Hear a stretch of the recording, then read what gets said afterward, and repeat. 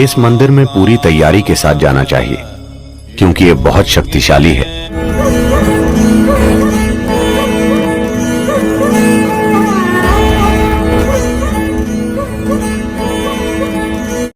शिव एक ऐसे देवता हैं जिन्हें नाम नहीं देना चाहिए क्योंकि उन्हें नाम देना उन्हें सीमित और छोटा करने जैसा है। साथ ही साथ उनके कई सारे नामों का संग्रह भी इस अवर्णीय रहस्य को प्रकट करता है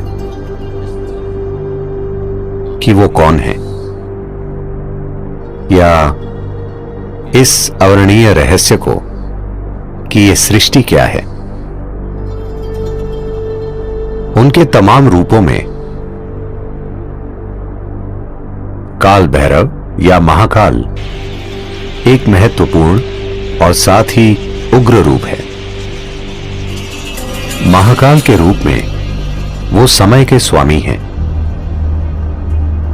काल भैरव के रूप में वो समय के विनाशक हैं।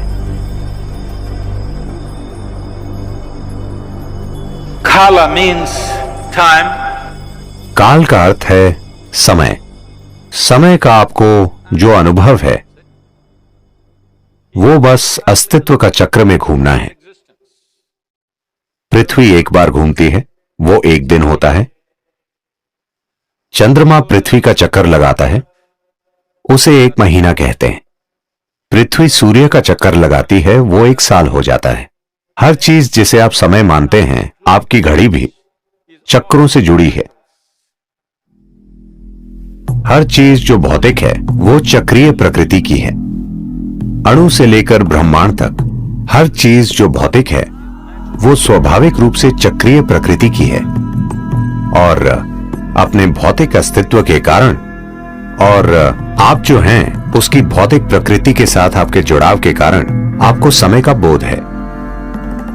अब आप यहां बैठे हैं क्योंकि आपके पास एक शरीर है, इसलिए वो समय का हिसाब रख रहा है।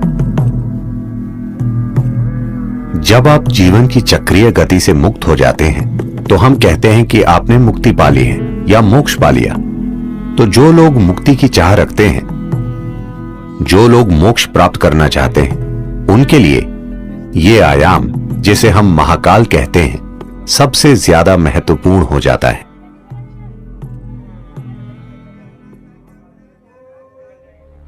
जब हम परे जाने की बात करते हैं, जब हम आध्यात्मिकता, योग की बात करते हैं,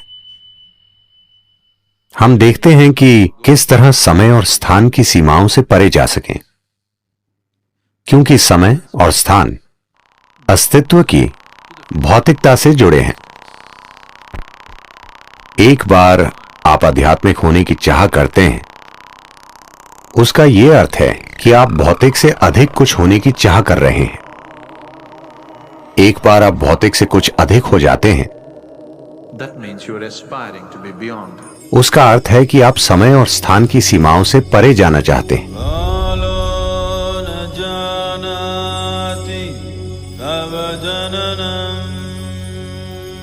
महाकाल मंदिर में जिस लिंग की प्राण प्रतिष्ठा की गई है उसकी प्रकृति बेहद असाधारण है।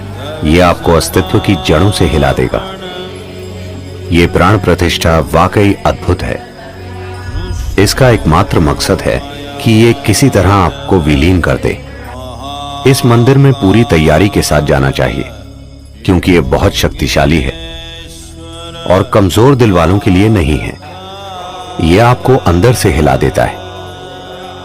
हर दिन महाकाल को जो भेंट अर्पित की जाती है वो शमशान से लाई गई ताजा राख है, क्योंकि उन्हें यही पसंद है और वो जैसे हैं उन्हें वैसा बनाए रखती है।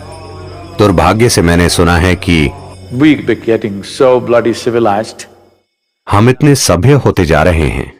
अब शायद कुछ आंदोलनकारियों के विरोध के कारण वो शमशान की राख का इस्तेमाल नहीं कर रहे हैं। दुर्भाग्य से वो गाय या बैल के गोबर का इस्तेमाल कर रहे हैं। ये सिर्फ संस्कृति से जुड़ी चीज नहीं है, इसके पीछे एक विज्ञान है। अगर हम शमशान से राख लाएं और कोई दूसरी राख लाएं, मैं आपको दिखा सकता हूं कि दोनों में क्या फर्क है। अनुभव के स्तर पर दोनों में बहुत बड़ा अंतर है और यह बहुत महत्वपूर्ण है कि इस प्रक्रिया को जारी रखा जाए, क्योंकि महाकाल का स्वभाव यही है। इस महाकाल रूप की मौजूदगी ही ऐसी है कि आपके वहां जाने पर सब कुछ विलीन हो जाता है, सब कुछ जलकर राख हो जाता है। इसका अर्थ है कि आप भौतिक से मुक्त हो जाते हैं। यह आपको परम मुक्ति की ओर ले जाता है। अगर आप इसे कोमलता से करना चाहते हैं तो हमारे पास यहां सब कुछ है। अगर आप उसे जबरदस्त तरीके से करना चाहते हैं, अगर आप वाकई जोर का धक्का चाहते हैं और आप कमजोर दिल वाले नहीं हैं, तो महाकाल मंदिर एक अद्भुत प्रक्रिया है।